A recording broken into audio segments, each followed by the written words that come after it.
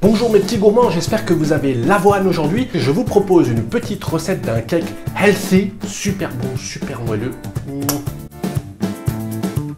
Ceux qui me suivent depuis longtemps, et ils sont nombreux. Eh, baisse la clim un peu. Non, ok, mais je voudrais quand même juste en profiter pour remercier tous ceux qui sont plus nombreux.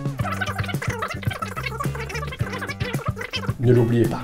Allez, ça c'est fait. J'adore les trucs bien gourmands. Pour autant, il faut aussi savoir s'adapter un petit peu. Parce que c'est vrai, si tu manges un Paris-Brest avant d'aller courir, ça peut mal finir. Quoi qu'il, si tu manges un Paris-Brest en solo, ça risque de mal finir. C'est exact. En tout cas, je te propose aujourd'hui une recette d'un cake moelleux avec très peu de matière grasse. En gros, c'est comme un muffin géant, mais en mieux. Alors attention, là, vous mettez le doigt dans un engrenage dangereux. Mais vous êtes qui, madame? Je m'appelle Véronique Coquinette. Je représente la CGM, la confrérie des goûteurs de muffins. Je goûte tous les muffins du monde entier et bien souvent ceux qui les font. Mais c'est même pas ambigu, là, je te fais des avances.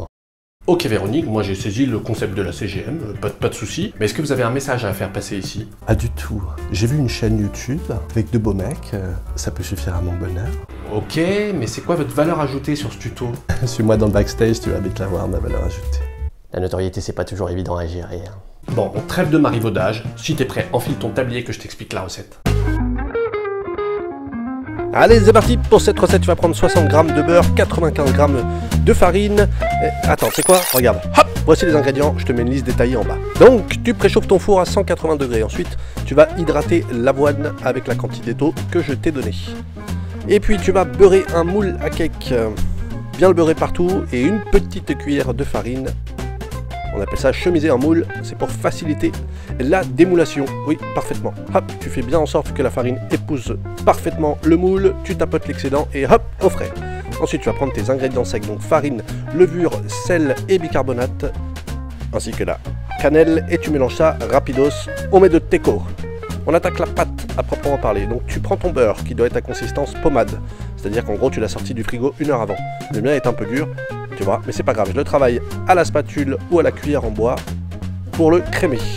Comme ceci, tu ajoutes le sucre, la vergeoise et tu remélanges un coup avec ta spatule en bois. L'objectif c'est de ne plus voir de traces ni de beurre ni de sucre. Ça demande un peu d'huile de coude, mais le jeu en vaut la chandelle comme disent les anciens. Maintenant tu ajoutes un petit peu de vanille et on attaque la matière liquide, donc l'œuf. Tu ajoutes ton œuf directement dans la préparation et tu vas détendre ça au fouet. Pareil, ça va demander un petit peu d'effort, mais ensuite, voilà le résultat que tu attends. Hop! On continue la recette. Alors, tu mets la moitié des poudres qu'on a mélangées précédemment, comme ceci, et tu les assembles tranquillou. Tu les amalgames à la spatule, à la maryse, comme tu veux. Voici. Ensuite, tu mets l'avoine qui aura bien été réhydratée d'un seul coup. Hop! Et tu remélanges encore un coup à la maryse. Ça commence à prendre forme. Et une fois que c'est bien amalgamé, tu verses l'autre moitié des poudres et tu remélanges un petit coup. Voilà la pâte que tu attends. Tu peux mettre maintenant tes myrtilles. Alors tu mets la moitié des myrtilles et là je te conseille de mélanger très délicatement parce que sinon tu vas avoir une purée de myrtilles, un cake violet. C'est chelou, c'est bon, mais c'est pas l'objectif. Nous on veut de la mâche. Tu ressors ton moule du frigo et tu verses l'entièreté de ta pâte. Tu l'étales de façon homogène. Et maintenant, tu remets l'autre moitié des myrtilles.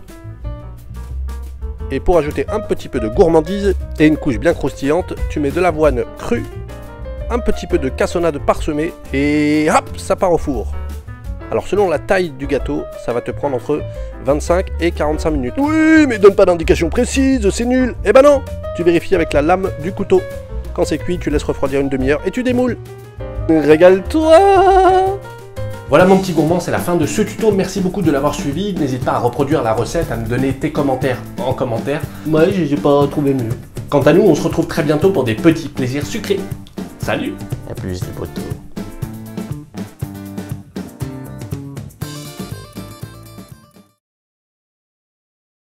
En tout cas, je te propose aujourd'hui une recette d'un cake.